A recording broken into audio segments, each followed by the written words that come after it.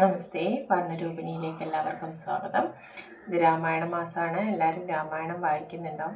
പക്ഷേ രാമായണം വായിക്കാൻ കഴിയാത്തവരും ഉണ്ടാവും. എല്ലാവർക്കും രാമായണം വായിക്കാൻ അറിയണമെന്നില്ല. ഇനി അറിയുന്നവർക്ക് തന്നെ ചിലപ്പോൾ സമയം ഉണ്ടാവണമെന്നില്ല.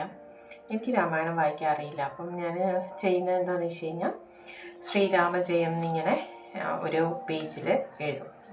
ഒരു ദിവസം ഒരു പേജ് വെച്ചിട്ട്. അപ്പോൾ ഇത് 1-ാം തീയതി എഴുതിയതാണ്.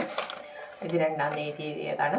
ഇത് ഇന്ന് രാവിലെ എഴുതിയതാണ്. അപ്പോൾ രാവിലെ കുളിച്ച് ശുദ്ധമായിട്ട് നമുക്ക് ശ്രീരാമജയം ഇങ്ങനെ ദിവസം ഒരു പേജിൽ എഴുതാം.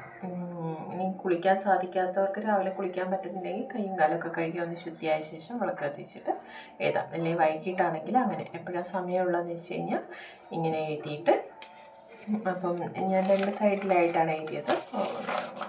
അപ്പോൾ ഇത് ഇങ്ങനെ മടക്കിയിട്ട് ഇങ്ങനെ മടക്കാം. എന്നിട്ടൊരു സൂചി നൂലും വെച്ച് ഇങ്ങനെ കോർത്തിട്ട് നമുക്ക് അടുത്തുള്ള അമ്പലത്തിൽ അവസാന ദിവസം കൊടുക്കാം. അല്ലെങ്കിൽ ഒരു നോട്ട്ബുക്ക് വെച്ച് ആ നോട്ട്ബുക്ക് തീരുന്നവരെ വേണമെങ്കിൽ അങ്ങനെയും എഴുതാം. പിന്നെ ചിലർ ഇങ്ങനെ ഒരു ചെറിയ പീസാക്കിയിട്ട് പീസ് പേപ്പറിൽ ഇങ്ങനെ എഴുതി വലിയ മാല പോലെ കോർക്കുന്നുണ്ട്. എങ്ങനെയാണോ നമുക്ക് സാധിക്കുന്നത് അങ്ങനെ എഴുതിയിട്ട് നമുക്ക് അവസാന ദിവസം അടുത്തുള്ള അമ്പലത്തിൽ കൊണ്ടുപോയി വെക്കാം. ഭഗവാന്റെ അനുഗ്രഹം എന്തായാലും ഉണ്ടാവും. രാമായണം ചൊല്ലാൻ പറ്റുന്നവർ രാമായണം ചൊല്ലുക, അല്ലാത്തവർ ഇതുപോലെ ചെയ്യുക. അപ്പോൾ എല്ലാവർക്കും ഭഗവാന്റെ അനുഗ്രഹം ഉണ്ടാവട്ടെ എന്ന് പ്രാർത്ഥിക്കുന്നു. എല്ലാവർക്കും നല്ലൊരു രാമായണ മാസം നേരുന്നു.